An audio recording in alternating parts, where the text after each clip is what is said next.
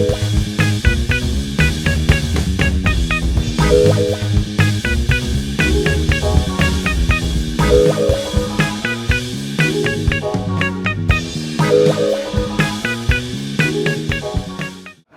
están en vivo.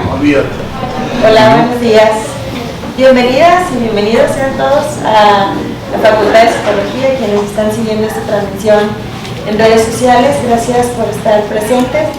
Y pues, sin lugar a dudas, la maestría en investigación social siempre tiene temas novedosos que aportan en este ámbito social y político. No voy a entrar en más detalles, quiero agradecer a las personas que ya están aquí presentes, al doctor que viene a hacernos compañía el día de hoy y pues bueno, evidentemente al doctor José González Tobar, al doctor Juan Carlos Centeno, quienes están en calidad de director de la facultad y coordinador de la maestría. Voy a dejar, espero que el doctor Centeno dé una breve introducción de todo el trabajo que ustedes hacen, pero para que conozcan un poco al doctor. Doctor José, voy a darle primero la palabra al director. Bueno, buenos días. Pues bueno, darles la bienvenida a este arranque. Bueno, esta conferencia precisamente marca el arranque en las actividades de la maestría en investigación social para este semestre. Como ya pues prácticamente se ha vuelto tradición, este tipo de conferencias ofertarlas a los estudiantes y a la comunidad en general para pues que sea un momento de reflexión sobre cuáles son pues las principales problemáticas que pues vienen implicadas en el estudio social, qué es aquello que nos preocupa tanto como universitarios como académicos, pero también como ciudadanos. Entonces esperemos que esta conferencia del día de hoy estimule el debate en ustedes, el pensamiento crítico, que es algo que distingue también a nuestras disciplinas, y también agradecer al doctor Víctor por la disponibilidad, por el tiempo dedicado a venir hasta acá, hasta el norte, al fresco o al calorcito, depende de la hora del día que le toque. Gracias por el apoyo y por el espacio en la agenda para venir a acompañarnos el día de hoy. El doctor Juan Carlos también por todas las gestiones que realizó, la doctora Bárbara por toda la disposición siempre de apoyar todos estos eventos de los diferentes programas de posgrado que tenemos, darle la bienvenida y bueno, pues vamos a dar lectura a la introducción al doctor Víctor por parte del doctor Centeno. Doctor Tobar, muchísimas gracias, agradezco la presencia de los estudiantes, de las estudiantes, porque al final es mayoría femenina de la maestría en investigación social, y agradecimiento como siempre a la Facultad de Psicología en la dirección del doctor Tobar, que cada vez que tenemos la oportunidad de coordinar el inicio y cierre de semestre, siempre recibimos todo el apoyo de parte de la facultad para traerle conferencista de la estatura de que nos visita hoy, el doctor López Villafañe, y agradecido siempre por la doctora Bárbara por el trabajo colegiado que hacemos en la coordinación de la MIS, coordinado, para la redundancia, con la doctora Bárbara como nuestra coordinadora de posgrado de la Facultad de Psicología. Si más presento un poco al doctor López Villafañe, el doctor López Villafañe tenemos conociéndonos aproximadamente unos 12 años, 14 años, fue mi director de tesis. Yo creo que es lo más importante que recuerdo del doctor, pero contemos un poco. El doctor es egresado del UNAM, es licenciado en Derecho y maestro en Ciencia Política y doctor en Economía. Realizó estudios de posgrado en la Universidad de Cuba, en Japón. En México fue profesor de la UNAM y en el Tecnológico de Monterrey de la Universidad Autónoma de Zacatecas también. Ha sido investigador visitante del Instituto de Economías en Desarrollo de Tokio, Universidad de California en San Diego, la Universidad de la Columbia Británica en Canadá y en la Universidad de Kyoto. En el año 2008 fue invitado como investigador visitante por la Academia de Ciencias Sociales de Beijing para desarrollar un proyecto sobre el futuro de China. Ha sido conferencista y profesor en prestigiadas universidades como la Universidad de Tokio, la Universidad de Nasan, la Universidad en Japón, Aoyama, la Universidad Normal de Beijing y la Universidad de Fudan en China, así como la Universidad de Macao. en Canadá en las universidades de Columbia Británica, York y Toronto. En los Estados Unidos ha sido invitado a dar conferencias en la American University. En el año 2009 fui invitado a dar una conferencia sobre Asia y América Latina en la Universidad de Harvard.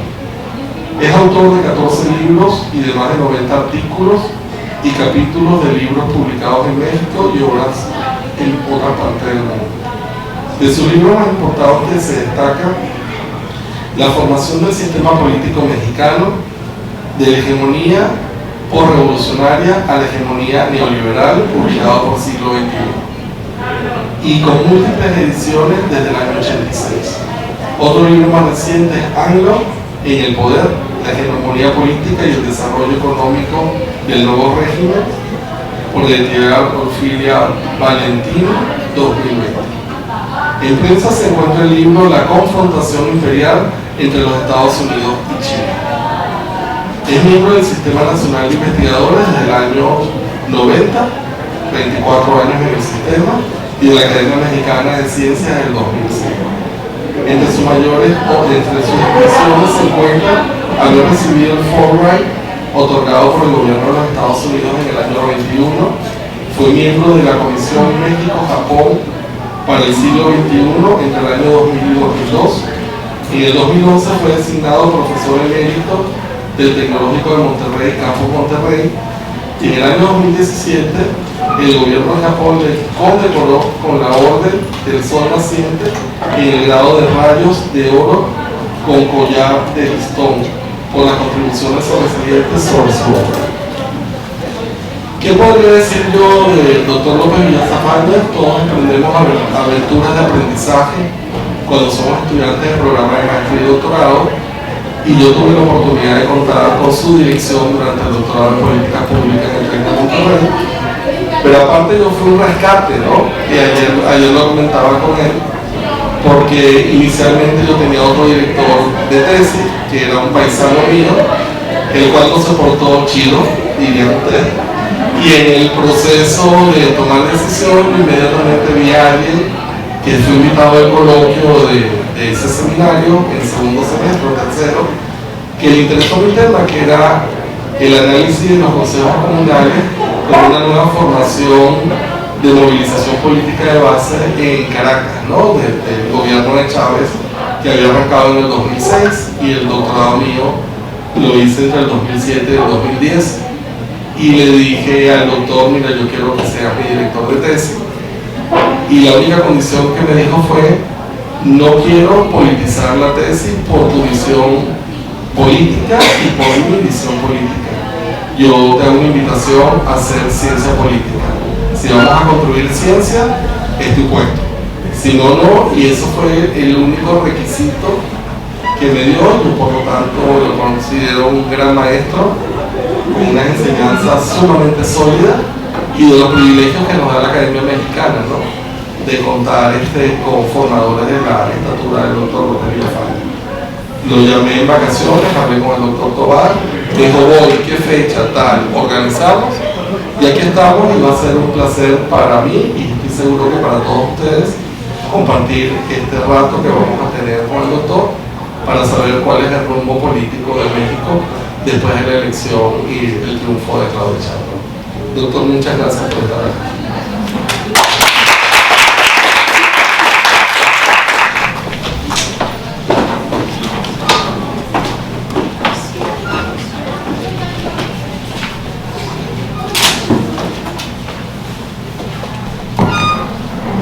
Bueno, quiero pues agradecer primero que nada la invitación.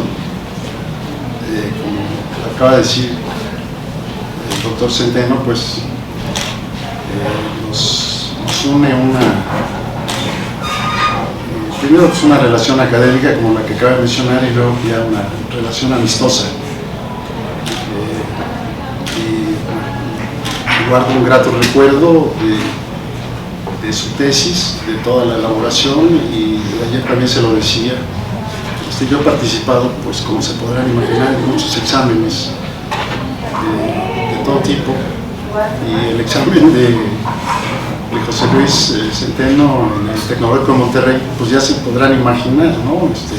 sobre las comunas populares en el gobierno de Chávez, ¿no? En la Escuela de Gobierno y Políticas Públicas del Tecnológico de Monterrey estaba el auditorio lleno, ¿no? Sí, ¿no? Había una gran expectativa y realmente fue un trabajo muy importante.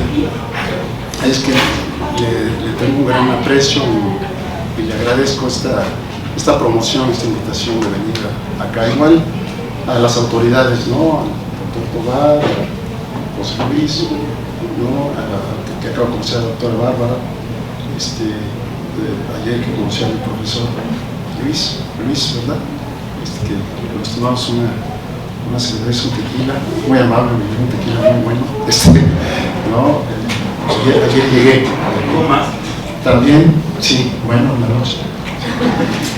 También quiero agradecer la cuasi doctora Nadia Olivares, cuasi porque viene de Monterrey, vino esta mañana a escuchar la conferencia, le agradezco, la invité para decirle si quieres venir. Ella fue alumna mía en el Tecnológico de Monterrey, en la carrera de Relaciones Internacionales, y después trabajó conmigo. Yo tuve la fortuna de ser el primer investigador que llevó investigaciones al Tecnológico de Monterrey. CONACYT nos apoyó con fondos y hicimos una investigación, y ella estaba recién graduada y fue mi asistente por 2 años.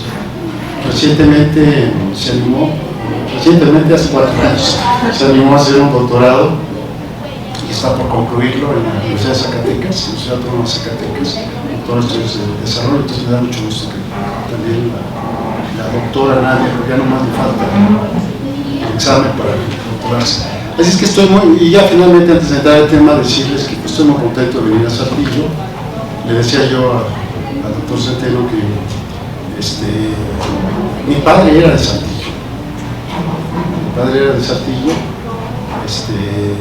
Así es que yo de niño alguna vez llegué a venir. Él se fue a la Ciudad de México, allá se casó con una mujer de Oaxaca, ¿no? Y nació una familia chilanga, entre ellos yo. Pero de niño alguna vez vine a Saltillo, imagínense, recuerdo solo el centro, ¿no? Yo creo que tendría yo como unos 12 años la vez que vine por vez primera, y ya después vine alguna otra vez cuando yo tenía como 17, 18 años a visitar a un tío, tuve tías todavía, y cuando estuve en Monterrey casi 20 años, vine el tiempo que mis tías todavía estuvieron vivas, pues venía a visitar cada 15 días en Monterrey. Acá le acaba de decir el doctor Tobar que venía yo de Monterrey con mucho gusto, porque salíamos como de 38, 40 grados de Monterrey y veníamos a Saltillo, a una ciudad fresca de 30 grados en esa época de calor, ¿no? Así es que era muy, muy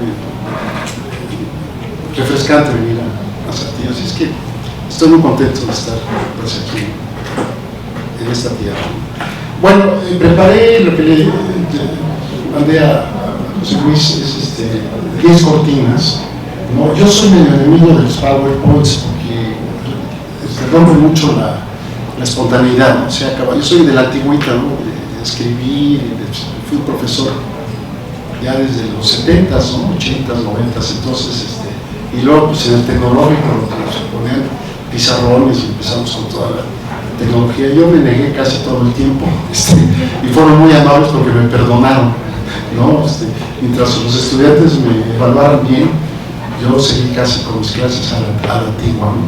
Pero ahora pues, sé que algunas veces facilita, sobre todo en esta ocasión hay una temática pues, un poco compleja, entonces preferí, para no desviarme, preparar una serie de ideas en 10 pantallas y se las voy a exponer, y después si quieren quizá me detengan en alguna que otra y ya después pues, podemos conversar, pueden hacer preguntas y ya entramos a una sesión más de intercambio de ideas. Si ponemos la primera, las primeras 2, 3 son como lo que yo llamaría los antecedentes, cómo es que se reproduce el triunfo de Morena y cómo es que gana Claudia Sheinbaum la presidencia de la República. Entonces, esto tiene que ver con pues, lo que ha sido el gobierno de López Obrador fundamentalmente, ¿no? Entonces, yo le puse así, ¿no? Recorrido previsible. ¿Por qué le puse así? Porque por azares un poco el destino y también por interés propio, yo realicé estudios sobre López Obrador, no solamente cuando él triunfó en 2018, sino ya previamente. Hubo un estudio que me ayudó mucho, que fue estando yo en el Tecnológico de Monterrey, una organización empresarial me pidió, cuando él iba a ser ya candidato a la presidencia en 2006, me pidieron que hiciera yo un estudio de López Obrador como entonces jefe de gobierno de la Ciudad de México. Y ya fue mi primer estudio que hice directamente sobre López Obrador. Y entonces ahí, que forma ahora, es parte de, es el segundo o tercer capítulo de mi libro de AMLO de Poder, ¿no? Es precisamente qué fue lo que hizo él como jefe de gobierno. Y en realidad, uno ve lo que él hizo como jefe de gobierno, después lo hace como presidente, ¿no? Nada más que pues ampliado, ¿no? El laboratorio era la Ciudad de México 2000-2006, pero luego ahora ha sido el laboratorio de todo el país, ¿no? Entonces sí era previsible, porque ha sido un hombre pues muy lineal, ¿no? Muy en sus principios, y es un tipo, como lo voy a decir, va a aparecer ahí, que no solamente ha sido un político formidable, ¿no? Sino que también un gran administrador, ¿no? Yo tengo ahí mis hipótesis porque de dónde le viene esto de ser un buen administrador, pero se los puedo, yo creo que son dos fuentes, pero después se les voy a mencionar. Yo uso en teoría política, sobre todo para explicar el fenómeno del dominio político. Yo vengo de corrientes marxistas, educado por profesores sudamericanos en los 70s y los 80s en la UNAM, muchos exiliados, todos los de la teoría de la dependencia. Entonces yo tengo una formación marxista, también en ciencia política, ¿no? Y entonces yo manejo y me incorporo en la línea de los que ven el dominio político como dominio de clases, ¿no? Como un dominio en el que hay grupos, ¿no?, que actúan en el espacio del capitalismo, pero que asumen hegemonías, ¿no?, que asumen no solamente la voluntad de tomar el poder, sino de ejercerlo, ¿no? Y me identifico con la línea de estudio gramsciana, pulanciana, ¿no?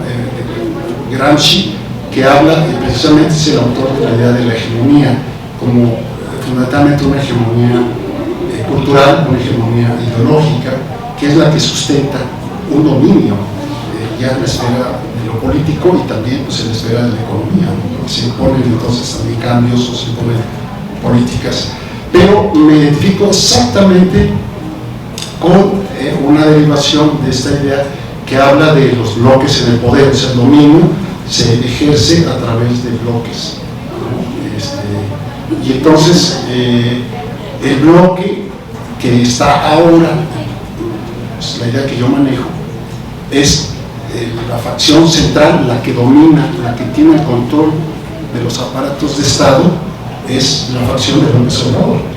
O sea que la catalogo como una facción popular independiente.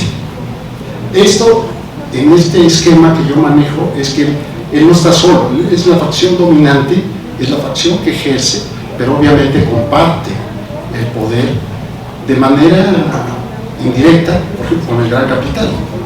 Como creo que lo voy a explicar ahí, él fue muy claro en no meterse con el gran capital financiero especulativo, porque ese sí le iba a causar problemas. Un retiro de capital en México de 3.000, de 30.000, 40.000, 50.000 millones de dólares, eso implicaría una gran crisis económica del país. Entonces, y también en el libro lo menciono, hay un empresariado diferente al que funcionaba con el anterior bloque hegemónico, ¿no?, que es un empresariado muy corrupto, que estaba muy ligado a la facción neoliberal, ¿no?, que es la que ha sido desplazada.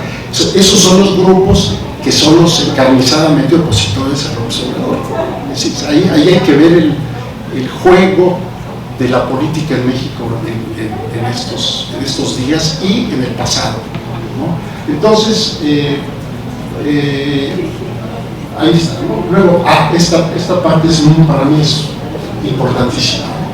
Estamos en presencia, yo creo que después de Cárdenas, o sea, desde 1934 a 1940, estamos en presencia de una burocracia modernizante, brutalmente modernizante, ¿no? Este concepto de burocracia es un concepto relativamente moderno, ¿no? Yo creo que hay que ubicarlo en Max Weber, ¿no? Que habla de las burocracias y hace muchas definiciones sociológicas de actores en la política, ¿no? Es un escritor de fines del siglo XIX, pero yo creo que para mí cuando andaba yo buscando, y este es un concepto que lo he inventado o que lo he adaptado muy recientemente para el caso de López Obrador, apenas cuando estaba escribiendo estas cortinas dije, ¿cómo les explico esto? Y entonces dije, no, voy a usar el concepto weberiano de burocracia modernizante, ¿no? O sea, lo que hay es un camino de modernización que creo que va a continuar, ¿no? Y esto es lo que en cierta medida establece un paradigma muy importante y una base de por qué triunfa Claudia Sheinbaum, ¿no? Porque estamos envueltos en un cambio muy rápido, muy importante y que va a continuar. Así es que yo creo que este es el presupuesto federal ha sido el eje de la política social, ¿no? El presupuesto. López Obrador no sabía muy bien lo que iba a encontrar, ¿no? Yo recuerdo, de hecho, un subtítulo de un capítulo del libro, en la parte económica, viene una palabra de él en una mañanera. Él dijo, tenemos presupuesto. O sea, ya cuando él vio todo lo que había, dijo, ay caray, son cantidades grandes. Y efectivamente, ¿no? El presupuesto del país, y es algo muy contradictorio con los neoliberales, porque la teoría neoliberal, hay que recordar que una de sus principales ejes era que el gobierno actuaba muy mal, que el gobierno impedía el desarrollo económico, impedía que el mercado funcionara adecuadamente, y que entonces había que reducir el gobierno. Pero en realidad, si uno ve los datos del presupuesto en México, no hubo un gobierno, al contrario, se crearon muchos organismos, ¿no? O sea, se creó un estado paralelo y un estado con un presupuesto grande. De hecho, en América estuve revisando en aquella época los presupuestos y encontré que realmente los que fueron más afines al neoliberalismo fueron los chilenos. O sea, ellos sí tuvieron gobiernos más restringidos en términos presupuestarios, pero el mexicano no. Y claro, esto tiene que ver que el presupuesto en México pues, era un canal de corrupción muy grande. Entonces se necesitaba tener un presupuesto grande para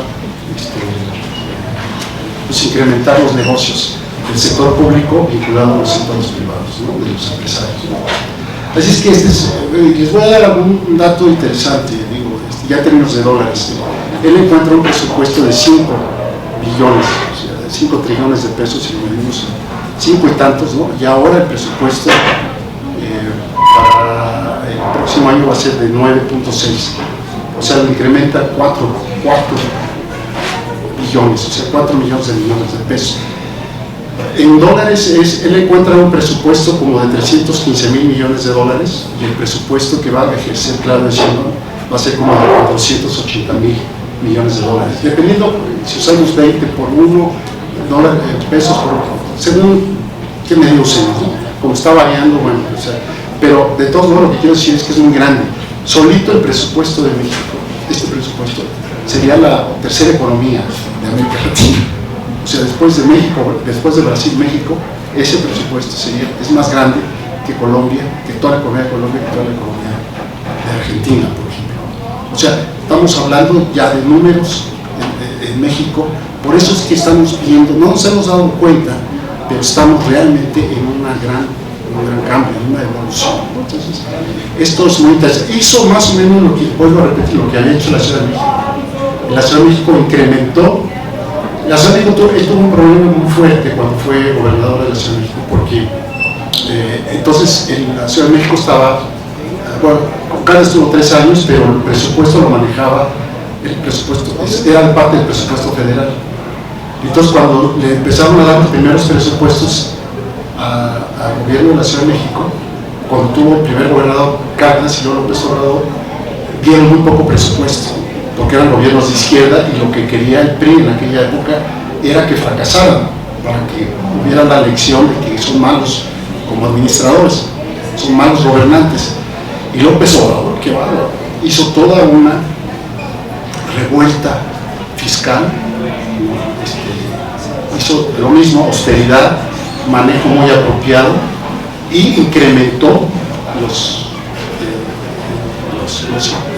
los impuestos, más que incrementar los impuestos, hizo administración mejor de los impuestos, hizo que la gente pagara, dio créditos, o sea, hizo como una mini revolución fiscal en la Ciudad de México que le otorgó muchos recursos. Hizo otra cosa que fue muy criticado, que fue deuda, ¿no? Por eso yo creo que esta vez, ya como presidente, tenía muy presente que no iba a endeudar al país, pero en parte para no dar elementos a la oposición de ataque. Creo que eso, y también por la mentalidad que tiene contable, tiene una mentalidad contable.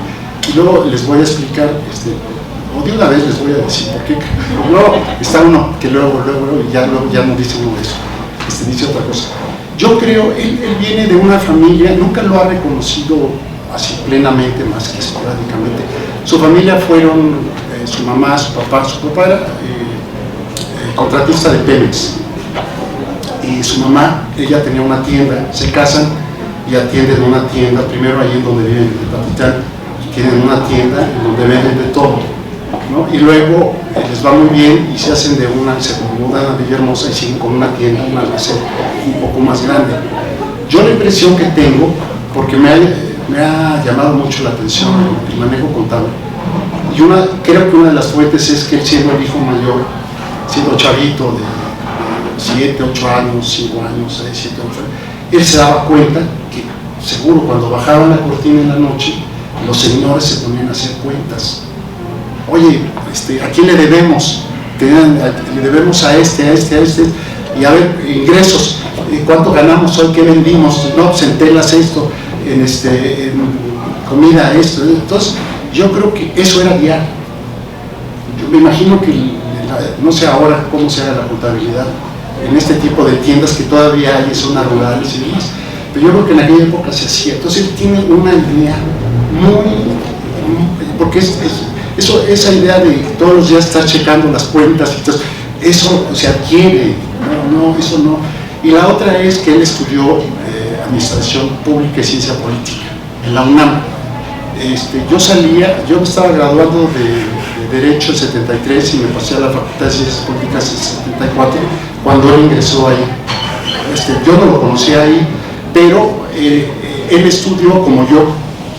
Cuando nosotros estudiábamos la administración pública, yo llevé 2 cursos de administración pública en mi carrera de abogado, se llamaba Derecho Administrativo, y era estudiar los organismos, era estudiar el Estado como tal, no con había órganos descentralizados, desconcentrados, pero todos ligados a las secretarías y a los ministerios, ¿no? Y entonces él estudió igual, por eso es que él se opone, como yo también, se opone a toda esta parafernalia de organismos autónomos y todo eso, porque nosotros somos a la antigua, o sea, venimos de un Estado que debe ser que éticamente debe cumplir con honestidad para el bienestar y el manejo transparente y eficaz de los medios que cuentan los órganos del Estado. Entonces, yo creo que, en mi opinión, esos son dos elementos que contribuyen a la formación de López Obrador. Luego, aquí está, ¿no? Evitó la confrontación y especialmente la relación con Estados Unidos.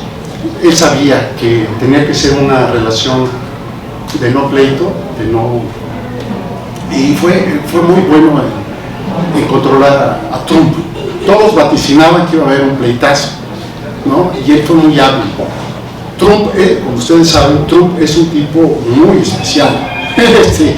Es un tipo ¿no? Y Trump tiene una capacidad malévola de poner apodos, ¿no? Ahorita le está diciendo a la Kamala Harris la sonrisa del mal, ¿no? Por ejemplo, Es un tipo, entonces él le puso Rocketman al de Corea del Norte, y luego se peleó con Trudeau por teléfono, porque Trudeau se había burlado de él, había dicho algunas cosas de él, y Trump además se está viendo qué dicen de él, como es un narcisista brutal, qué dicen de él. No, se peleó, y luego creo que se peleó con el primer ministro de Australia por el teléfono. Entonces López Obrador dijo, tengo que evitar. ¿Por qué razón? Primero porque iba a ser un problema, pero la segunda era porque esto iba a ser un instrumento de la oposición contra él. O sea, que Trump le hubiera dicho algo, el tartamudo de México, el no sé qué, o sea, eso hubiera sido peor que lo que han hecho estos de mexicanos contra la corrupción, mexicanos a favor de la corrupción. O sea, hubiera sido... Entonces él sabía muy bien cómo tratar a Trump. Yo creo que eso fue un elemento muy importante, fue cordial, nunca el otro... Y además hay dos ejemplos, puso como también su huella, diciendo yo te respeto y pido respeto, y México pues es un nuevo gobierno. Dos ejemplos, ¿no? Cuando hubo la cláusula del petróleo, que él pidió que el petróleo no se vendía más, ¿no? En el nuevo tratado que se firmó en 2019, y entonces se paralizaron una o 2 semanas las negociaciones, porque Estados Unidos pedía abrir el petróleo de México a la venta, ¿no? Esa era y él dijo, no, eso no va. Y al final Trump dijo, cuando le dijeron, bueno, ¿qué quiere? No, pues quiere que no se venda el petróleo de México. Entonces dijo, bueno, pues ya, que se vaya así.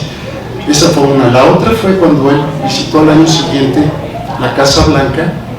Él, ahora ya lo dice más campechanamente, pero en esa época pocos lo sabían, que él pidió, voy a ir a la Casa Blanca, pero la única condición que pongo es que no mencione el muro ni una sola vez cuando yo esté presente, ¿no? Y entonces Trump no dijo nada del muro. O sea, ahora contó la anécdota, ya López Obrador dice que traía una nota de un poema del muro, que por cierto ha puesto la canción, una canción muy bonita del Chicoche, ¿no? Traía de un poeta que se me dio su nombre, y dice, por si habla del muro, le voy a sacar y se lo voy a leer. Pero dice que pasó que en la noche hubo una cena ya privada de empresarios mexicanos, políticos mexicanos y sus contrapartes americanas. Entonces dice López Obrador que abrió la puerta Trump, se cerró la puerta y dijo, ahora sí voy a hablar del muro. O sea, eso es muy interesante, ¿no? O sea, que al final López Obrador logró, ¿no? Ahora yo creo que está mucho más, López Obrador está mucho más fuerte en su crítica a Estados Unidos, pero yo creo que es porque está de salida, o sea, ya, ¿no? Entonces ahora, por eso también Estados Unidos está más duro contra él, ¿no?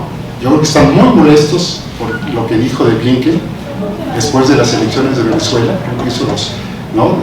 Que ha mencionado el injerencismo de Estados Unidos. Entonces, eso les ha molestado mucho porque eso empieza a tener eco en toda América Latina, ¿no? Entonces creo que eso es muy interesante. Pasamos a la siguiente.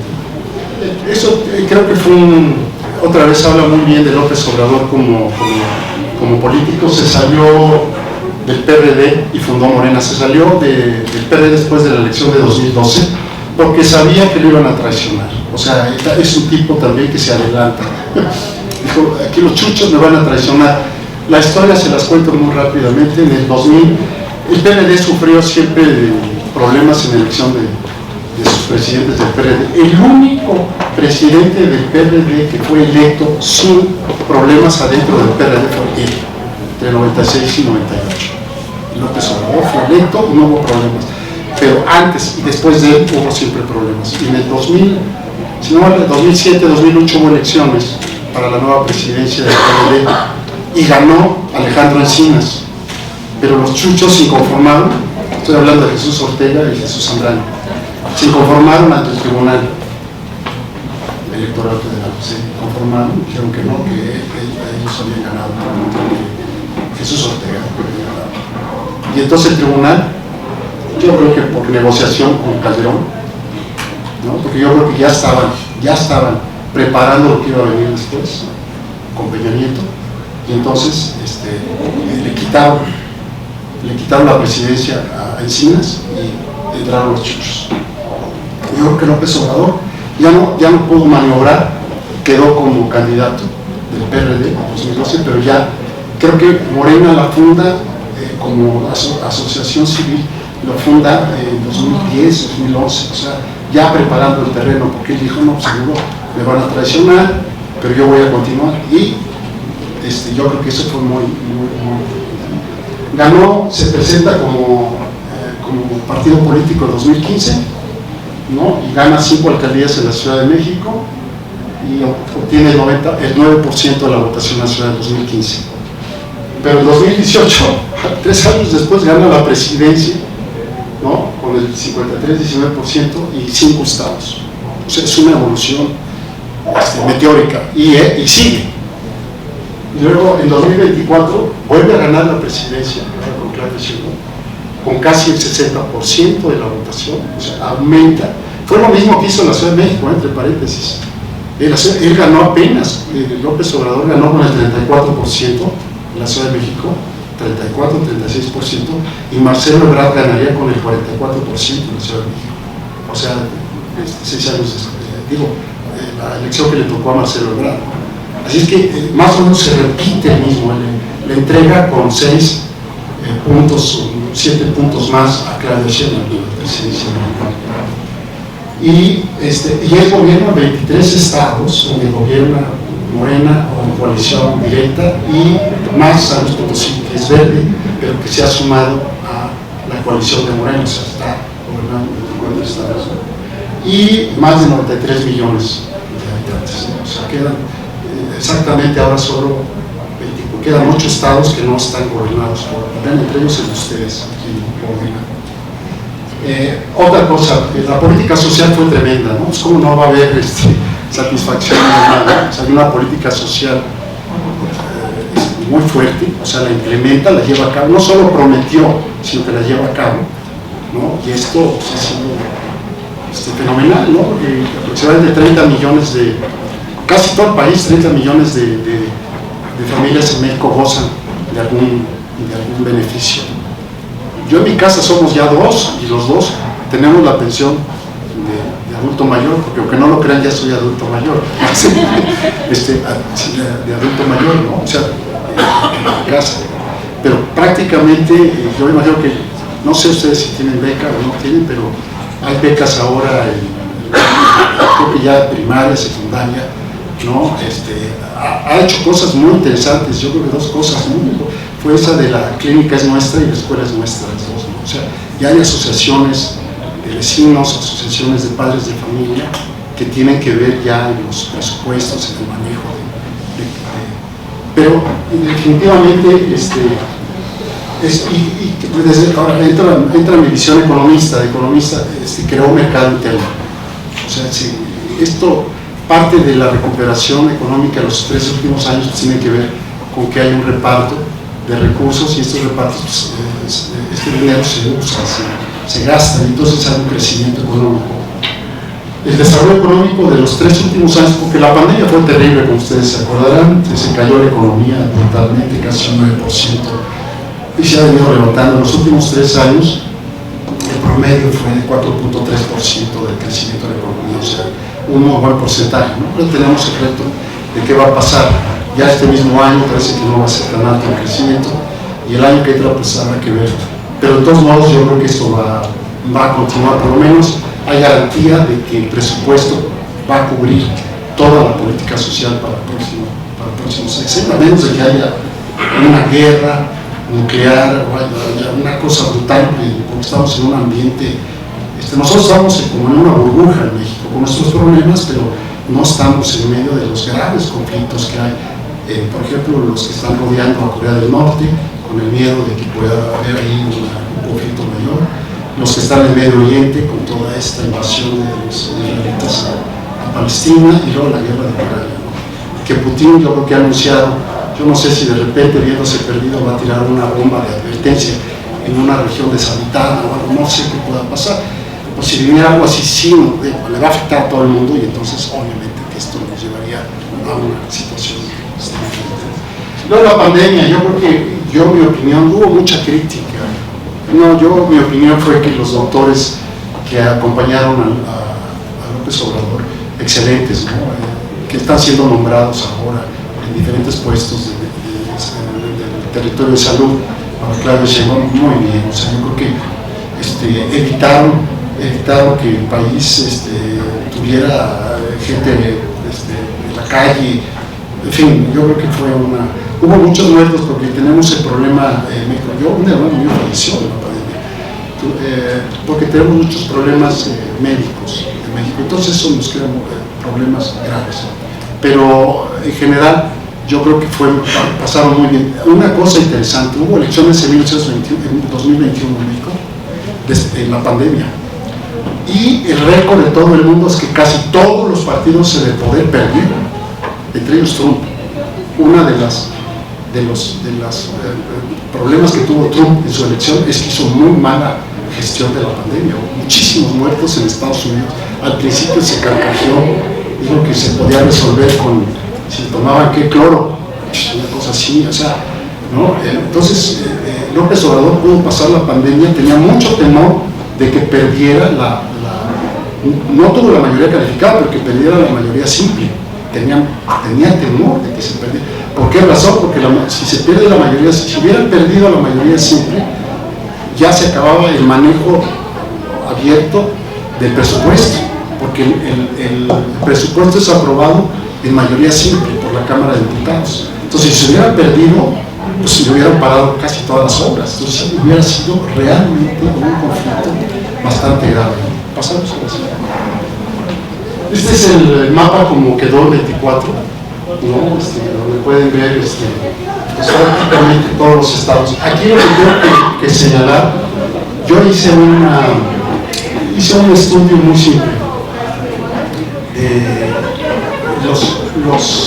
En 2018 hubo más de 20 estados en donde López Obrador tuvo más del 50%.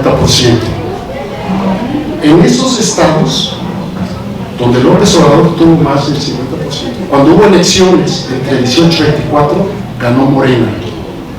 O sea, ya el triunfo de Morena se perfiló desde el 18. Y agregué dos estados más en donde no tuvo más del 50%, que fueron Zacatecas y Tamaulipas. Zacatecas, que fue tradicionalmente un emporio priista, ¿no? Continúa el legado ahí, como otros estados, que no digo sus nombres, y Tamaulipas tuvo menos del 50% en 18 y ganó el doctor Américo Villarreal, ¿no? Fueron dos estados. Y ahora lo que es interesante es que en estas elecciones yo lo que pensaba es que, si quieres podemos pasar a la siguiente. Bueno, ahí vamos a llegar. Nomás voy a decir, voy a explicar después lo que pensaba yo en el triunfo de Claudia Sheinbaum, es que iba a ser muchísimo más amplio de lo que fue. Y voy a explicar después por qué pasó.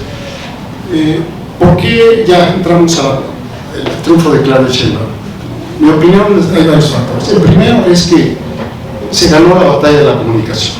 O sea, México va a ser un territorio muy interesante para estudios de ciencia política para los próximos 10, 5 o antes, o 10, 15, 20 años. Hay muchos elementos. Es de los pocos países en donde los medios tradicionales ni las redes se pudieron imponer. Ese es un caso único, ¿no? Yo creo que en primer lugar mi opinión tuvo que ver la mañanera, ¿no? Fue un instrumento muy eficaz. Y luego cuando puso quiénes tienen las mentiras, ¿no? Yo creo que fue un elemento muy importante, ¿no? que repitió lo que hizo en la Ciudad de México, exactamente lo mismo. Claro que en la Ciudad de México también empezaban a las 7 de la mañana, igual a las 6 hacía la reunión de seguridad. Yo creo que eso, y lo nuevo es que creó un ejército de seguidores en redes, que actuaron como muro, como muralla, como cortafuegos. Entonces era muy interesante todas las explicaciones que se daban, ¿no? Que todos los ataques que eran contra López Obrador para denigrar a su gobierno, además, se quedaba como en una red donde estaban pues, fundamentalmente los que odian, detestan, no quieren, en fin. Y la otra parte, que era igual o más grande, actuaba como contención. Es muy interesante. Entonces yo creo que eso fue vital, y yo creo que también ellos deberían recapacitar. Yo creo que volvieron a hacer uso de la guerra sucia, ¿no? Como principal instrumento, y ya no sé hasta qué punto eso. De hecho, hoy en Estados Unidos le están aconsejando a Trump, ya gente muy ligada a él le están aconsejando, ¿sabes qué? Deja de atacar a Kamala Harris, porque eso te va a quitar votos. Tienes que enfocarte a lo que ellos llaman los policy issues, o sea, a los asuntos de lo que tú piensas manejar, ¿no? Es como diciendo, evita ya la guerra sucia. Es interesante, ¿no? Y ya la gente, a lo mejor estamos en un reflujo de volver a creer más en la confianza del lenguaje hablado, ¿no? Que de las redes. Este es un tema, no soy especialista en comunicación como hay aquí, pero yo creo que vale la pena hacer son especialistas haciendo su tesis doctoral sobre capitalismo digital, ¿no? Una altísima especialista en ese tema. Entonces yo creo que esos son temas que ahora vale la pena reflexionar. La verdadera, luego, fue la candidata idónea. La verdad es que en mi casa estábamos divididos, estábamos dos. Mi esposa le iba a Marcelo Ebrard y yo iba con Claudia Sheinbaum. Soy politólogo, entonces sí, va a ganar Claudia Sheinbaum. Pero vino la encuesta y ganó Claudia. Mi opinión es que la verdadera elección no fue entre Claudia Sheinbaum el 2 de junio y Xochitl Gálvez. La verdadera elección sucedió 5 meses antes. Esta fue la verdadera elección. Cualquiera de los dos hubiera sido presidente de México. Cualquiera de los dos hubiera derrotado a Xochitl Gálvez. O sea, este es un dato interesante. O sea, realmente Morena lo que manejó fue la candidatura, no la candidatura solamente, sino la presidencia de México. Y yo creo que Claudia, no se equivocaron, miren, no se equivocaron. Claudia tuvo casi el 40%, casi 15% le sacó a Marcelo Ebrard, y era un candidato muy fuerte, Marcelo Ebrard, era un candidato muy fuerte, pero las bases de Morena realmente querían que fuera Claudia Sheinbaum. Entonces, creo que fue la candidata idónea, ¿no? Bueno, luego pues vino el triunfo abrumador, que vuelvo a repetir, aquí lo voy a decir, casi el 60% le saca 30 puntos casi de diferencia, o más de 30 puntos. La verdad, yo esperaba, se los digo con honestidad, incluso lo dije en una conferencia 6 meses antes, en el TEC de Puebla, en el campus Puebla, que me invitaron. Yo les dije, Claudia va a ganar como entre el 68 y el 73%. ¿No? Yo había hecho cuentas, yo veía que no solamente en estos 20 estados, estos 24 estados que están gobernados por Morena, la votación iba a ser muy grande, sino yo esperaba que fuera, también aumentara mucho pues, en el sureste, como pasó en Yucatán, por cierto, ¿no? Yucatán fue otro de los estados donde en la votación 2018 López Obrador tuvo el 40%. Y ahora Guacho, el candidato de Morena, ganó por el 60%, o sea, aumentó 20 puntos en Yucatán, ¿verdad? Entonces, ¿qué fue lo que pasó? Digo, es catastrófico, porque en inglés se habla de landslide, o sea, es como la luz. Cuando alguien gana por más de 5 puntos, 8 puntos, no, es un landslide, ¿no? Es una luz. Esto fue, ¿qué fue? Pues esto fue o sea, no, se cayó la montaña, ¿no? Sí, la Sierra Madre se vino abajo, o sea, fue Ahora, me puse a revisar y encontré algo muy interesante, que hubo estados donde aumentó, como yo vaticinaba, aumentó la votación de Morena. Lo que no contemplé, es muy interesante, es que hubo estados, por cierto, aquí aumentó del 44 al 54, aumentó 10. Si mis hipótesis son correctas, es que el próximo gobernador o gobernadora en Coahuila va a ser de Morena. No sé. Claro, las correlaciones no son automáticas, menos en política, ni en economía, porque hay muchos factores, no solamente de carácter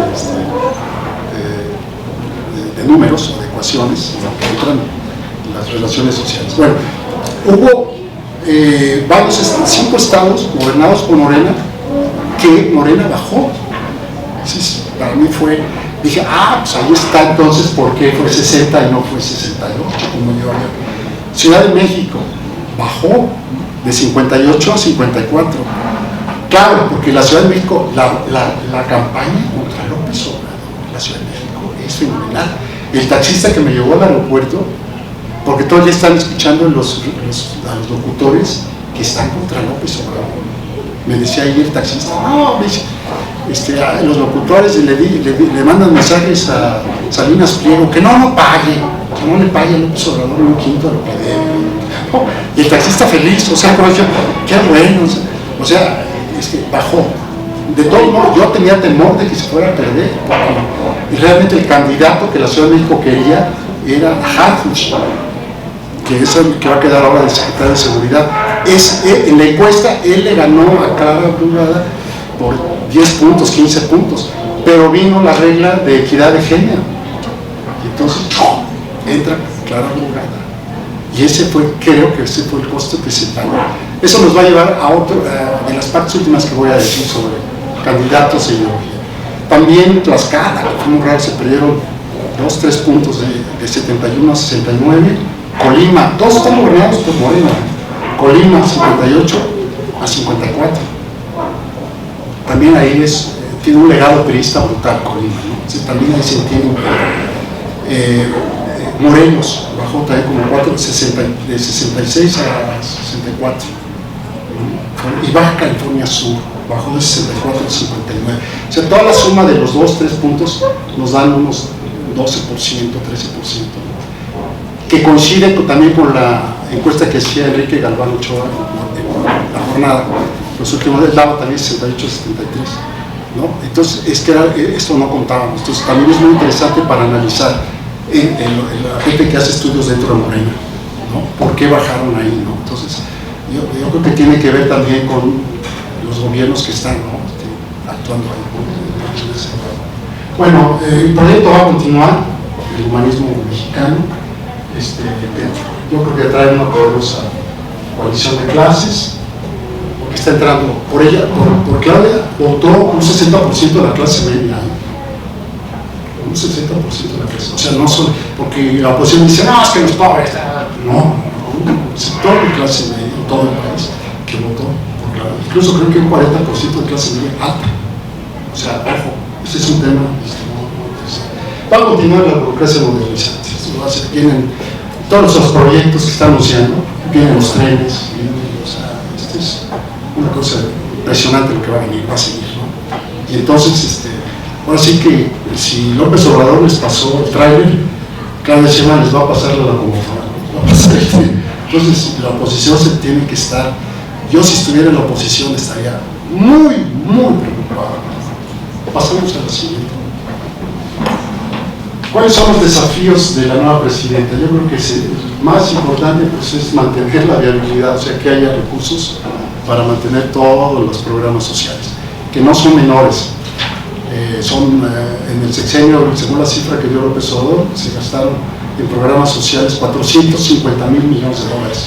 Otra vez, este es el equivalente a la tercera economía de América Latina, creo que se gastó en programas sociales. Entonces, se van a requerir un tamaño constante de recursos para mantener los programas sociales. Entonces se va a requerir desarrollo económico, se va a requerir pues que no haya conflictos, que se mantenga sobre todo la relación con Estados Unidos. En la tarde tengo una conversatoria en la Facultad de Economía y voy a hablar más de todo este tipo de cosas. La inseguridad en el país, ¿no? Este es un tema, va a ir poco a poco. López Obrador también pensó que iba a ser como la Ciudad de México, no.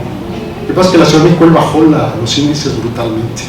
De hecho, la Ciudad de México, yo vivo allá, es una maravilla.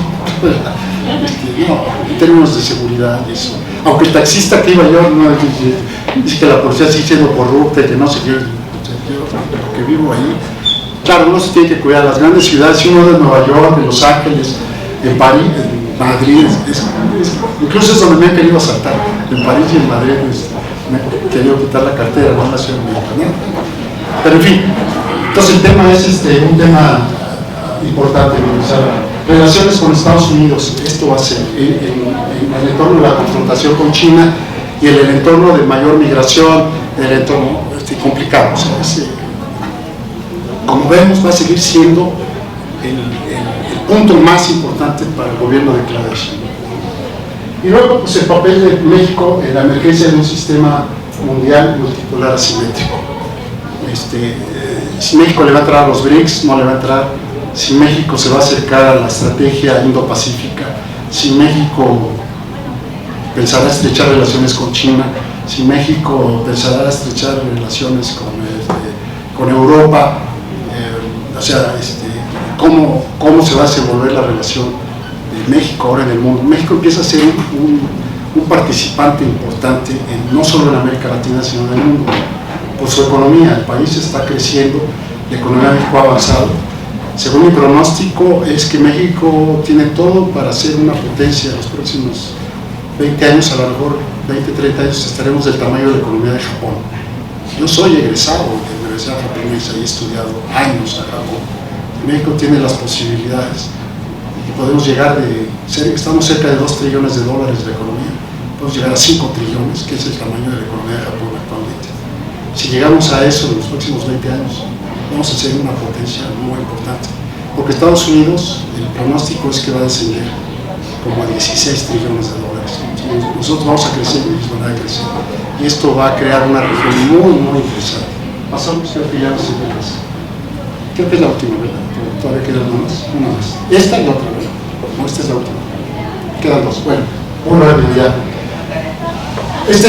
Yo estudié el sistema político mexicano basado en que estaba basado en un régimen presidencialista.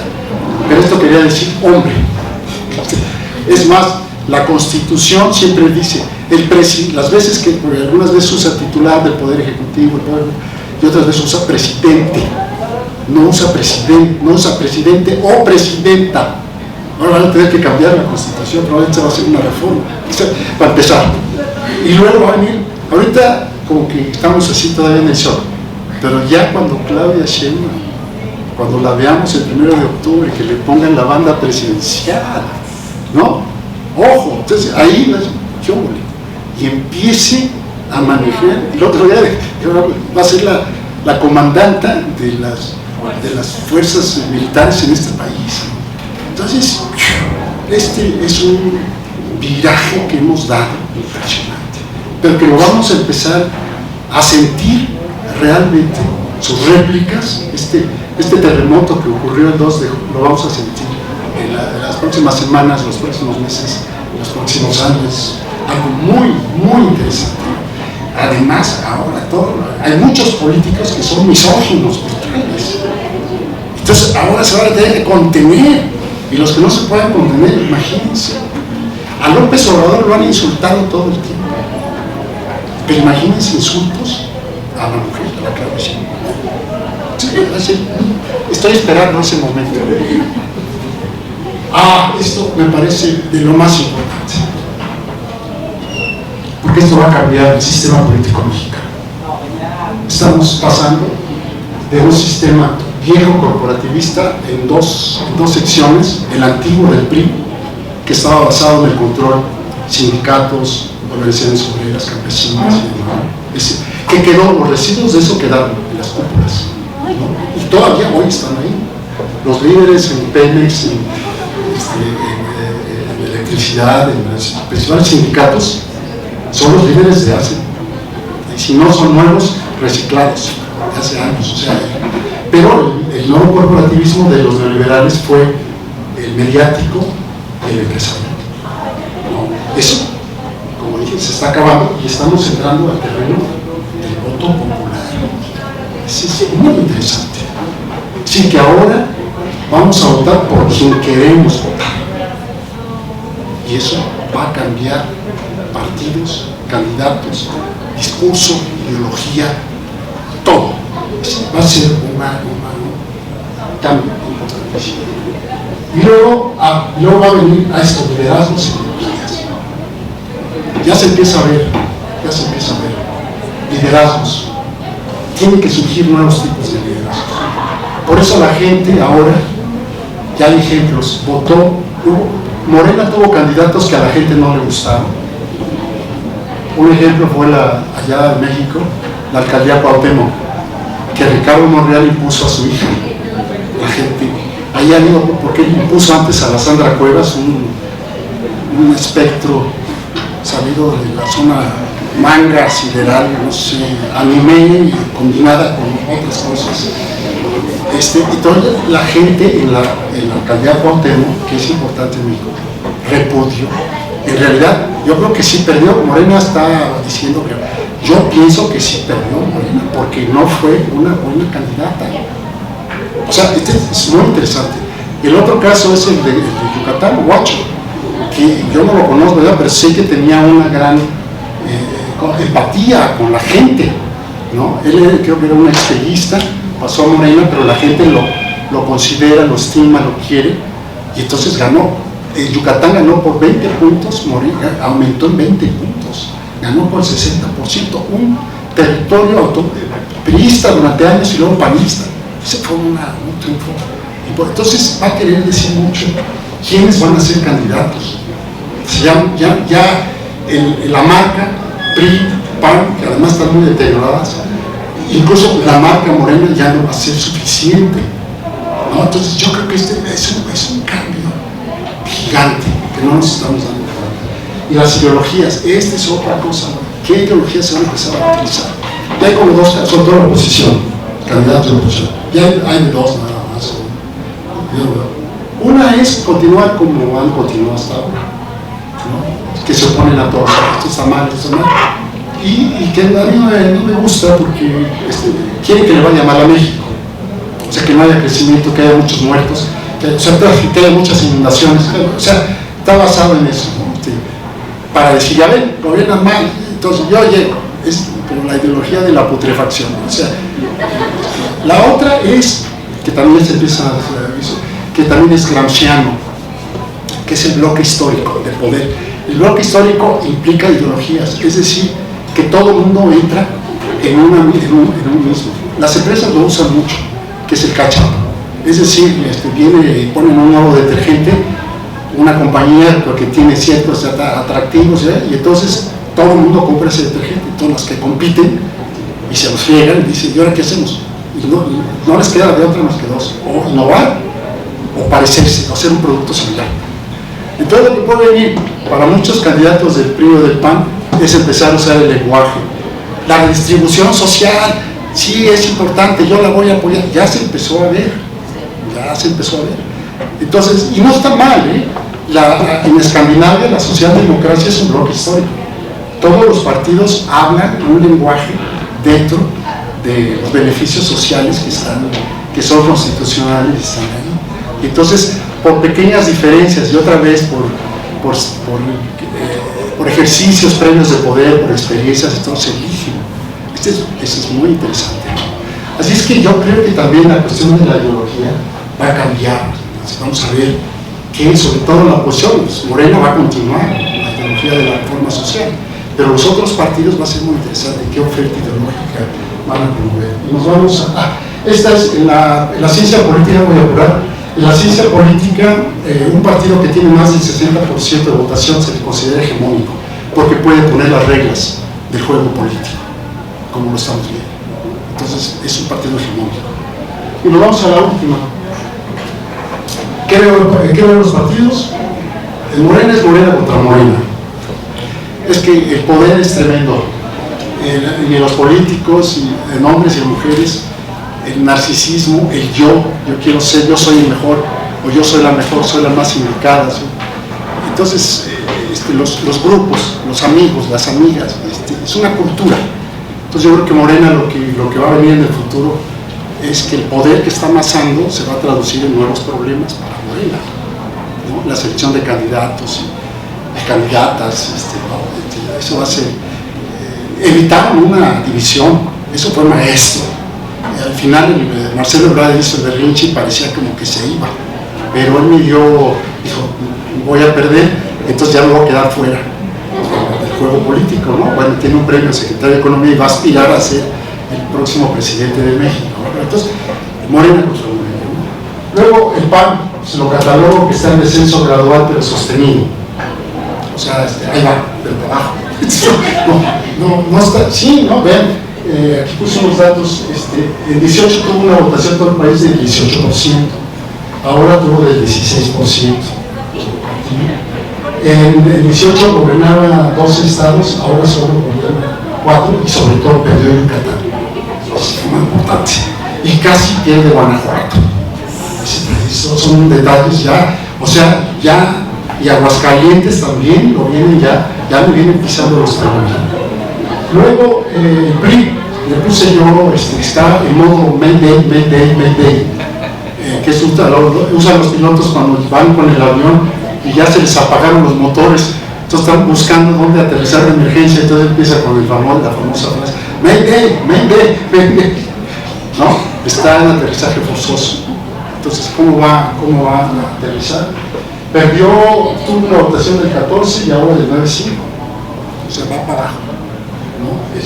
Perdió ya 11 gobernaturas, hoy solo gobierna, los últimos 4 años hoy solo gobierna 2, Coahuila y Durango, ¿no? Entonces, ese es el tamaño del MC en ascenso, con votación tenía 1.8 y ahora del 10%, y es 32%, pero Movimiento Ciudadano creo que tiene problema ahora, sobre todo en Jalisco, ¿no? Que la gente no estuvo muy conforme con Alfaro, el gobernador, ¿no?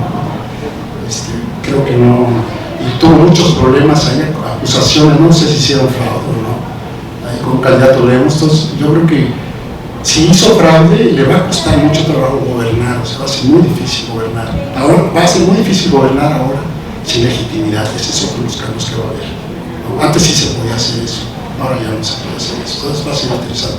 Y aquí nuestros vecinos de Nuevo León, Monterrey, ¿no? Que Samuel García fue alumno, ¿verdad? Pero no fue alumno mío, por fortuna. No lo recuerdo, no. Pero bueno, ahí están muy disputados, traen una cosa tremenda, quién sabe qué van a acabar. Morena tuvo un incremento importante. Cuando yo llegué, pues, la izquierda en Nuevo León era marginal, no sé, 8%, 7%. Ahora creo que tuvo 40%, o sea, ha ido incrementándose. Claro, pues estuvo Alfonso Romo, que fueron las medidas, Alfonso Romo y Tatiana Cloutier, ¿no? Entonces, que fueron decisiones de López Obrador, ¿no? Principios y eficacia. Posibilidad de nuevas fuerzas políticas, pues sí, ¿no? Va a haber gente que se va, sobre todo gente limpia, con buena imagen. Yo creo que esa va a tener buena gente que no esté manchada, que pueda salir, que tenga un buen récord académico, que no haya hecho plagios en sus tesis. ¿No? Yo creo que también va a haber la oportunidad de nuevas. Cuenta el chiste completo. Que cuenta el chiste completo. Es que hubo un presidente que Peña Nieto, que plagió su tesis, ¿no? Sí. Que al final no la plagió. Quiere que cuente el chiste completo porque uno de los plagiados fui yo, o sea, mi libro de Sistema Político Mexicano. Esa fue y entonces se marzaron mucho en la presidencia conmigo. Hijo, va a quedar grabado otra vez. Ahí está en vivo. Bueno, yo lo dije en aquella época. Es que lo que dije en aquella época es que nadie quiso decir. Entonces, Carmen Aristegui me entrevista. Me dice, ¿sí quieres? Sí, pues ¿por qué no? Y entonces yo dije que dudaba que Peña Nieto hubiera leído 10 libros. Es que no sé si recuerda, él fue a una feria de libro a Guadalajara a presentar su libro. Entonces un periodista español, para quedar bien con él, me dijo, oiga señor, me gustaría que me dijera qué libros, dígame 3 libros que le hayan causado una impresión fuerte en su vida. Y empezó a y confundió uno de Enrique Krauss con Carlos Fuentes y luego dijo la Biblia, creo que ya no sé, sí, no, o sea, pues no los leyó. Entonces, plagió 10 libros, pues no los leyó. Entonces, la conclusión que yo dije es que alguien le hizo la tesis. O sea, el que plagió no fue él, sino fue otro. Y esto, pues, ya no platico de más porque me causó muchos problemas, pero ya, como se podrán imaginar, y ahora ya creo que ya no me causa nada más que risa. Pero siendo preocupado un tiempo que terminaron mi teléfono a mi casa, el fijo, lo terminé. No, mi esposa me dijo, oye. Y luego también una hermana mía que tiene mi apellido me dijo, ¿sabes qué? Está intervenido nuestro teléfono, no sé qué. Pues estaban pensando si me hablaba López Obrador, si me hablaba no sé quién. Soy independiente, totalmente independiente. Así es que yo creo que hay cambios también en los partidos políticos. Es la última, ¿verdad? Esa es la última. ¡Ay! No, es que es buenísimo. No es por nada. Esta es que no hemos pensado qué va a pasar en México con toda la reforma social. Lo que viene es el surgimiento de una vasta clase social media baja.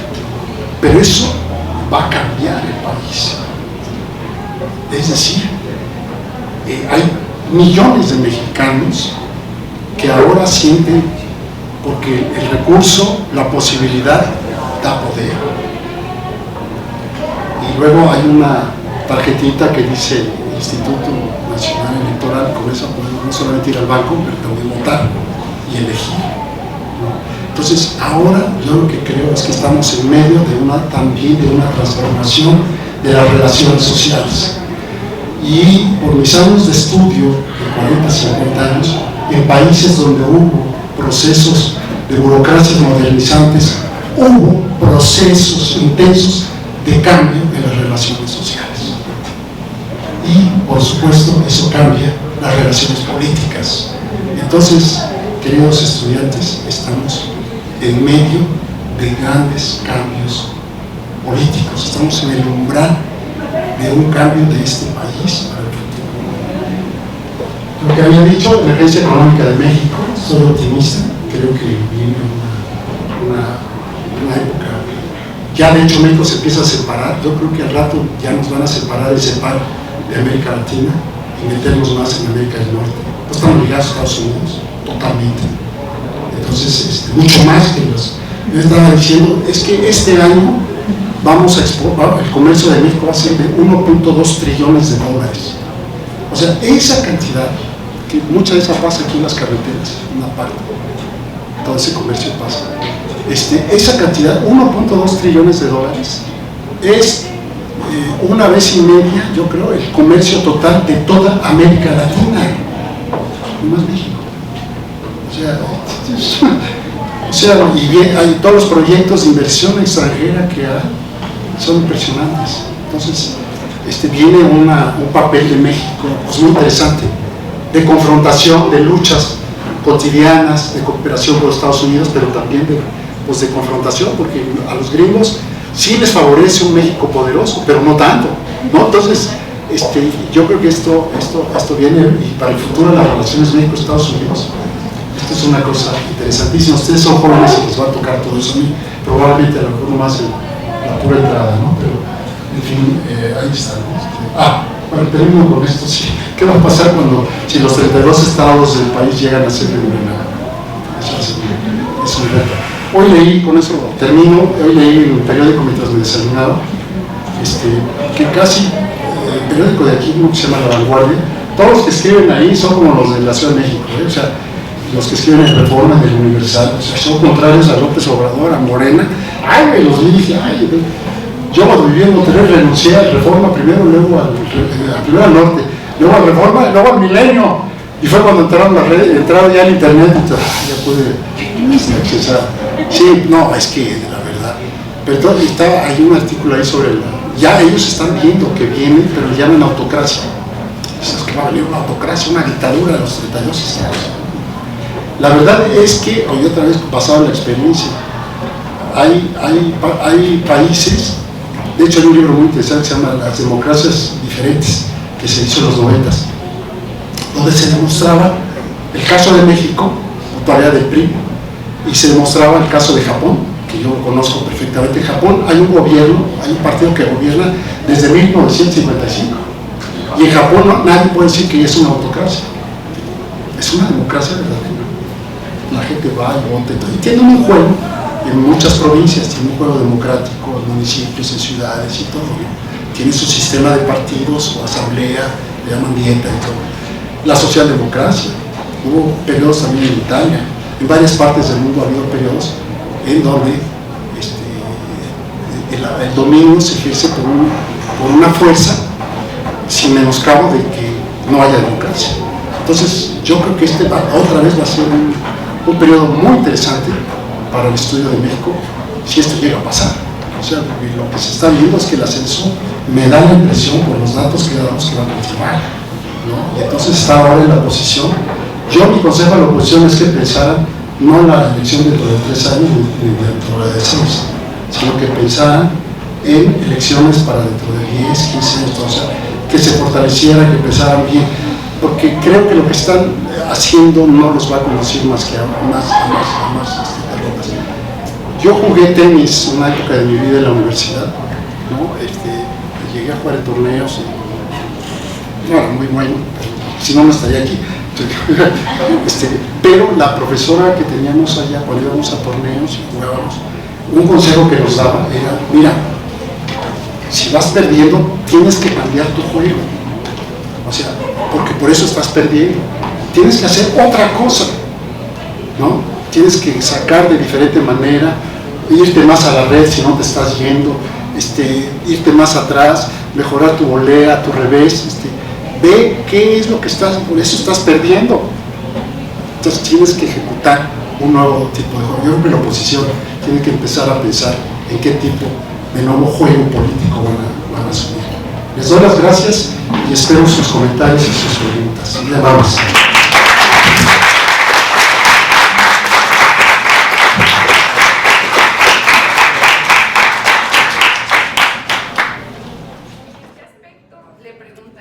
Sobre la reforma del Poder Judicial, ¿usted qué impactos considera que vaya a tener en la política mexicana?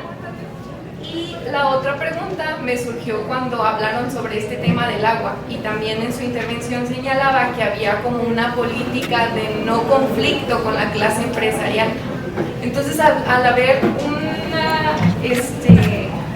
un no conflicto, pues hasta qué punto podría ser sostenible una estrategia de no conflicto con la clase empresarial. Y no me presenté, soy Laura, estoy también ingresando a la maestría en investigación social y mucho gusto por su exposición. Estoy tomando nota, les voy a hacer ya en batería. Hola, ¿qué tal? Mi nombre es Priscila Flores, igual de la maestría en investigación social. Y bueno, yo tengo 2 preguntitas muy en concreto. A lo mejor una se une un poquito con la última de la compañera Laura, y es cuál sería como esta imagen política que le viene a México con esta presente reforma que hay para eliminar determinados órganos autónomos en México. Y también la otra sería con estos comentarios que hubo acerca de con quién haría alianza México en el futuro, por ejemplo Estados Unidos, China, que son las potencias, pero considerando el actual contexto migratorio, si esto redefiniría una nueva política migratoria para México. Gracias. Buenos días, doctor. Gracias por su extraordinaria conferencia. La verdad voy a ser un poco disruptivo en esta línea. Como buen abogado somos muy cuadrados, ustedes lo saben. La verdad, escuchándolo motiva, ¿no? La verdad, como dijera Justo Sierra, da hasta ganas de volver a tomar el pasaporte, decir, ok, México en unos años le espera un futuro luminoso, y esto con datos económicos que usted nos muestra y sociales pareciera que estamos en esas antípodas de mejoramiento social, y la verdad lo celebro y espero que nos vaya bien en esa sintonía. Sin embargo, hay elementos que en lo particular a mí sí me preocupan y que son datos concretos. En la última elección hubo más de 200 candidaturas que se bajaron y que no se presentaron a las elecciones, bien porque los asesinaron directamente, más de alrededor de 60 personas, candidatos ya fueron asesinados, y los otros los obligaron a retirar su candidatura. Esto en una democracia normal no debería pasar. O sea, que un país se presente en unas elecciones y 200 personas se puedan presentar a ejercer sus derechos políticos, y esto es un elemento que no podemos dejar a un lado, ¿no? El tema de la política en materia de seguridad desde mi perspectiva y de acuerdo a los datos, no se mejoró, y creo que si hacemos un análisis de lo que le preocupa a los mexicanos en lo particular y a la grande economía en lo general, es el tema de la inversión. Es decir, un país inseguro no puede generar grandes inversiones, y por supuesto hay capitales golondrinos y hay personas que tienen miedo de arriesgar su patrimonio. De hecho, no hay inversiones y hay un freno en cuanto a el gasto corriente que tiene el Estado mexicano. Y en tercer lugar, y en esto coincido plenamente con usted, es el tema de la ciudadanización, ¿no? Es decir, una democracia debe partir desde elementos ciudadanos en de pesos y contrapesos. Es evidente que en México hoy por hoy no estamos politizados, estamos polarizados, que eso es lo que me parece grave. O sea, es válido estar politizado, pero cuando estás en las antípodas de la polarización sin más, esto sí me parece que hay que hacer un alto en el camino, sobre todo porque los discursos de somos la única opción y que la oposición no tenga posibilidades de volver al poder, eso es grave. Toda democracia debe partir de una regla básica: se puede gobernar y se puede perder.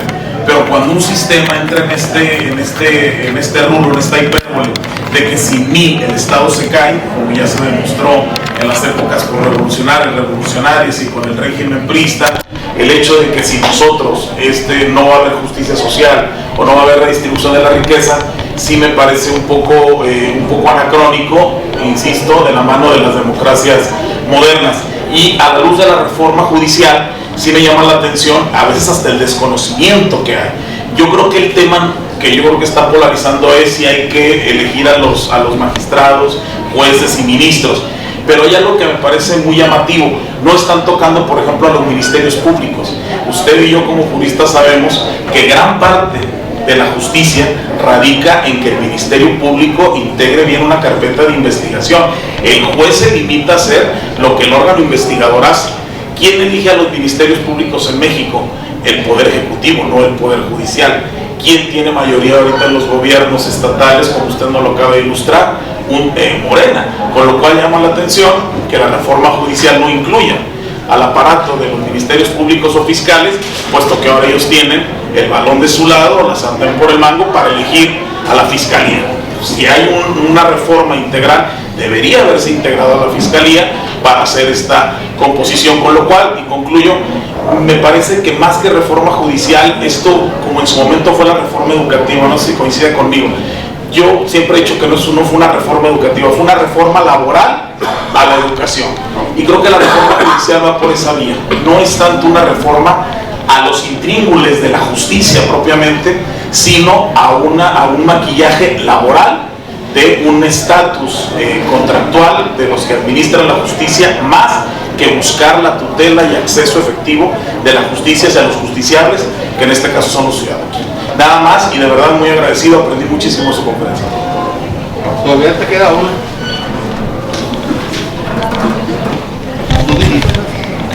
Doctor, un gusto, soy Aldo de la Facultad de Jurisprudencia, un gusto haber podido asistir a esta conferencia. Y pues para no quitarle más tiempo le voy a hacer dos preguntas muy concretas que me surgieron durante la exposición.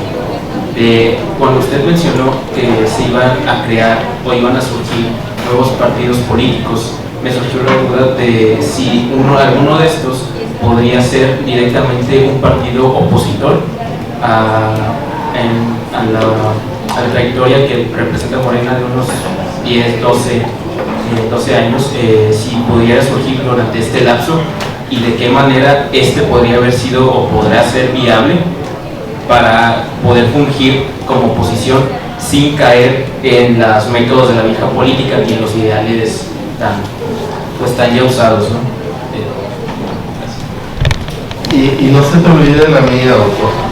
¿Cuáles fueron los grandes errores y los desafíos que va a tener que cubrir la presidenta Claudia Sheinbaum para no volver a caer a tu juicio en esos errores? Mira, a ver,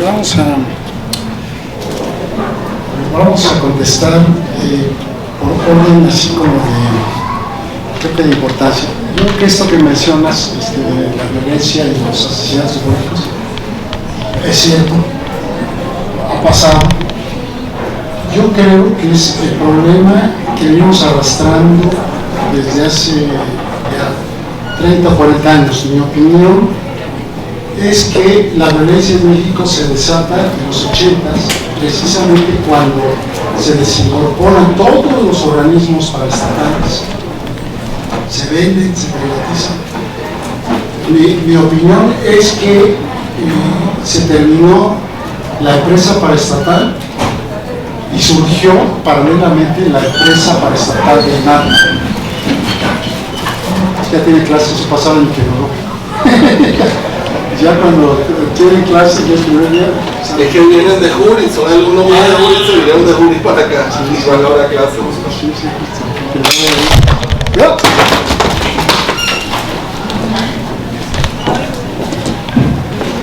Ya no hay evidencia. Yo creo que, no sé, mi opinión es que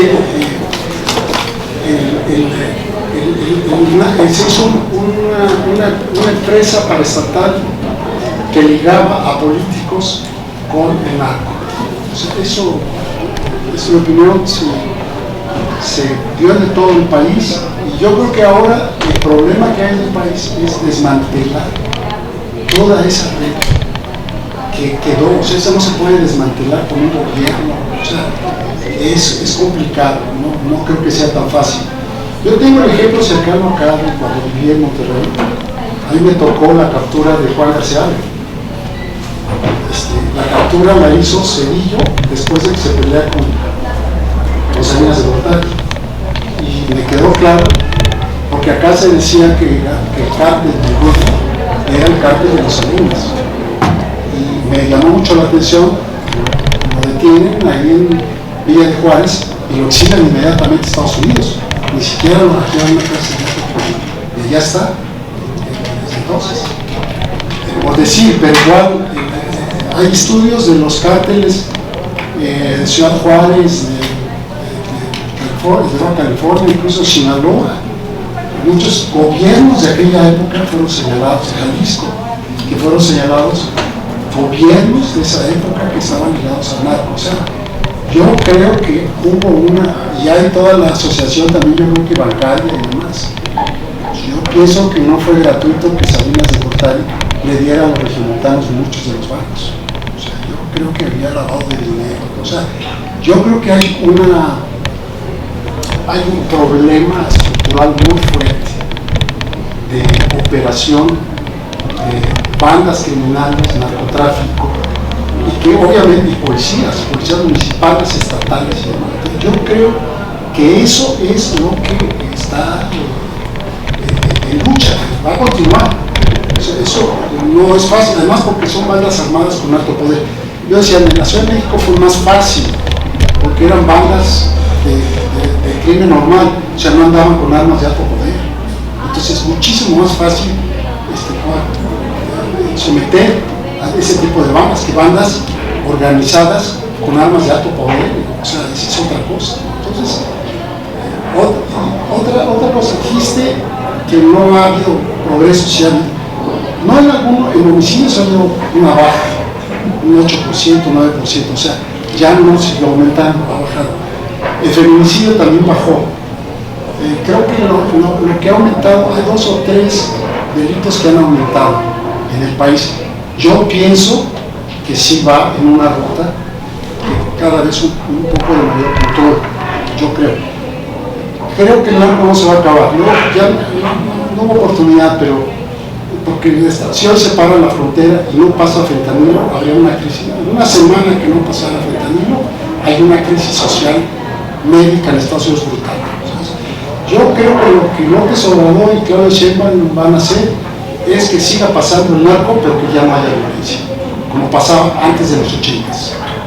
Este país, nosotros les damos drogas desde 1920, o antes. O sea, pasa droga de México, marihuana fundamentalmente en eso, pero no había violencia. Ahora, la otra cosa que es interesante es que está muy especializada en ciertas regiones, porque hablabas de que puede tener la inversión y demás. Por ejemplo, Yucatán no tiene problema de violencia y está llegando la inversión. O sea, hay lugares, Ciudad de México, pues yo mencionaba la Ciudad de México, salió el dato, es la principal receptora de inversión extranjera, la Ciudad de México. Hay problema en el Estado de México y también en ciertos municipios del Estado de México. A Monterrey se supone que está llegando la inversión extranjera. Acá yo vi que hubo anuncios. O sea, quiere decir que también el capital extranjero se está movilizando de acuerdo a donde hay recursos, donde hay clase trabajadora y donde hay ciertas posiciones de seguridad. Entonces yo creo que eso es lo que va a seguir pasando en el país. Ahora hay que ver las más violentas, que son Baja California, Chihuahua, Colima también está. Habría que ver los récords que hay de inversión extranjera. Probablemente sí está bajando, no lo sé. Ahora, son crímenes que no atacan a los extranjeros, o sea, no, que yo sepa, sería terrible un secuestro de un directivo, de un CEO, una cosa así. Entonces, yo pienso que la inversión extranjera este año, hasta ahorita hay 36,000 millones de dólares de inversión. O sea, si esto continúa, va a haber 70,000, va a ser récord, porque está inscrito en la lucha de Estados Unidos contra China. Eso se me olvidó decir, que es muy importante. Mi opinión es que nosotros somos ahora la pata más gruesa de la economía de Estados Unidos. Si México se cae, si México se rompe, Estados Unidos queda a merced de China. China se embolsa a Estados Unidos y con él a nosotros. O sea, Estados Unidos tiene ahora las 4 patas, para mí son: México es la más importante, la otra es Canadá, la otra es Japón, Corea junta, y la otra es Europa. Pero México es quizá la pata más fuerte. Entonces, yo creo que todo este tema también de violencia, este tema de migración, es parte del sistema político de Estados Unidos. Hay que entender, es parte también del juego del sistema político de Estados Unidos. Pasan las elecciones y entran en otro. Y entonces empieza la guerra acá, la guerra allá. O sea, Estados Unidos busca los asuntos que son materia doméstica, de política. Los asuntos de política exterior los convierten en asuntos de política. Pero yo creo que ahora México, se me olvidó decir, estamos en una relación asimétrica, pero interdependiente con Estados Unidos. Y Estados Unidos empieza ahora a realizar eso también. Por eso es que empieza a hacerse una relación cada vez más complicada. No va a ser más fácil, no va a ser tesa, va a ser más complicado. Grandes errores. Yo creo que un gran error fue que no se usara el cubrebocas al inicio de la pandemia. Ese fue un gran error, que López Obrador lo manifestó, lo dijo y fue apoyado también por López Obrador. Y yo creo que esa fue una causa de muchos problemas médicos que hubo en el país. Yo creo que ese fue que no lo reconocen. Y también tuvo que ver la Organización Mundial de la Salud, porque también ellos titubearon mucho, pero ya después lo dijeron. Pero en México hay que recordar, porque López Obrador decía que era como si le taparan la boca y que iba a dar armas a la oposición y demás. Yo creo, y mucha gente hubo mucho problema al principio de usar el cubre por eso. Y yo creo que se hubieran salvado muchas vidas y hubiera habido menos contagio. No sé cuánto más, ese fue un gran error. Los otros errores han tenido que ver con necesariamente con la gente que ha invitado a participar. Y eso sucede en todos los partidos. Todo, ¿no? O sea, porque es que cualquier partido que quiera ser nacional necesita pues, miles de candidatos. O sea, no solo para las gubernaturas, pero para todos los puestos municipales. Entonces, Morena, igual que le pasó antes a otros partidos, pues se llenan de todo tipo, o sea, gente que no está muy convencida, que no tiene muchos ideales. Yo creo que por ahí un problema va. ¿No? Ahora, no sé si ha sido tanto un gran error el que él haya dejado Lo único que sí le preocupó fue la sucesión, eso sí lo manejó él, no lo dejó, eso sí lo manejó. Pero ha dejado al partido un poco, claro, yo entiendo, porque o se preocupa por el partido o se preocupa por que tiene muchos problemas. Entonces yo creo que eso sería desde el punto de vista político. Desde el punto de vista económico tampoco no sé hasta dónde. Y tiene que ver con la pregunta que me hicieron de la relación empresarial, no sé quién me la hizo, fue la tercera pregunta. Yo creo en el programa de Nación, la parte económica venía un apartado que me pareció muy importante, que era una sustitución de importaciones en las cadenas productivas, sobre todo en las cadenas automotriz, electrónica y demás. Pero eso quedó letra muerta. Nunca se levantó más. Ahora, Pedro Ramírez de la O, que sí sabe de eso, está volviendo a levantar. Yo no sé si fue por la pandemia o simplemente lo dejó pasar. Y eso tiene que ver con las relaciones empresariales. O sea, yo creo que sí es importante readecuar la relación gobierno-sector empresarial. Sí es muy importante. ¿Por qué razón? Porque las políticas económicas al final se hacen con empresas. O sea, son el principal vehículo. Entonces sí es muy importante quizá establecer, a lo mejor la han criticado, ahora pues, también a Marcela, digo a Claudia, la han criticado porque acaba de establecer un consejo de empresarios y gente de la izquierda la ha criticado muy fuerte, entre ellos amigo de aquí, Abraham Nuncio, escrito en la jornada la criticó mucho, diciendo pues cómo vamos a llevar el socialismo si está integrando a tales y cuales empresarios. Pues yo creo que en todos los países a la hora de hacer políticas económicas tiene que haber un flujo de información, de comunicación, sobre todo por ejemplo políticas industriales. Vienen cosas ahora importantes para este país, que es por ejemplo toda la alta tecnología. Tenemos el litio, pero ¿qué empresas mexicanas pueden hacer baterías de litio? A ver, ¿tenemos capacidad tecnológica para hacer baterías de litio? Entonces, yo creo que va a ser necesario establecer comunicación, y lo que ha hecho Japón o Corea o China o Estados Unidos ahora, subsidios para desarrollar empresas que hagan baterías de litio. Pero para eso se requiere, o sea, si te voy a dar subsidios, quiero ver que si lo hagas, tiene que haber una empatía también, ¿no? Así es que, y son terrenos siempre conflictivos porque si hay aumentos de salarios, a los empresarios generalmente no les gusta, ¿no? O sea, va a haber áreas siempre de negociación, de conflicto, pero tiene que haber áreas de entendimiento, de razonamiento, ¿no? Para pues, seguir avanzando. Entonces, yo creo que esas son más o menos los temas. Sobre la reforma fiscal, yo pienso que sí se requiere la reforma fiscal. No había pensado en lo de los ministerios públicos, es un punto importante. Yo sí creo que se requiere una reforma fiscal. Lo que sí no sé, no conozco, porque yo no la leí, y tengo entendido que mucha gente no la leyó, incluso los que fueron a los foros. Entonces no se hicieron adecuaciones, no sé cómo se va a presentar. Yo lo que pensaba era que quizá se podía hacer una elección, crear un colegio electoral. O sea, crear un colegio electoral, o sea, votar por un colegio electoral, por un grupo de ciudadanos, abogados mexicanos que integraran.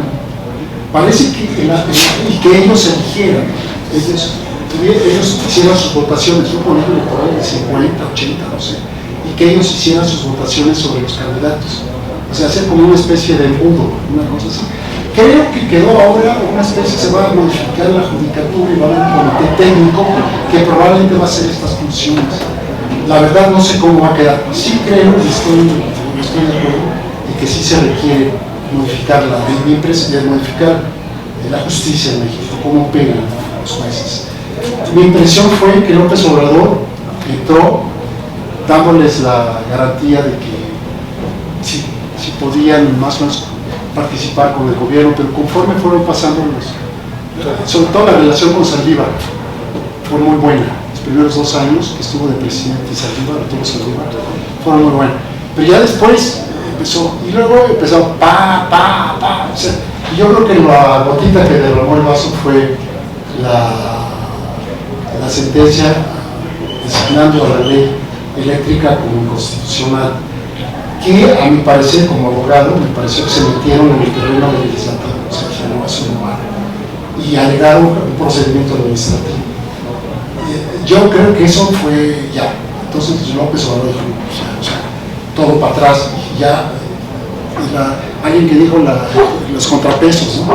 Entonces ya también un poder judicial que se excede, ¿no? Entonces, no, porque ellos ven el poder que se excede, pero no sé, el legislativo o el ejecutivo, pero no el de ellos, ¿no? Entonces yo creo, si uno revisa con toda honestidad, yo creo que el poder judicial se excedió. Y ese elemento sí nos afectó. Y luego lo que ha dicho, ¿no? Que ha mantenido encajonados muchas sentencias que tienen que ver con juicios de pago de impuestos.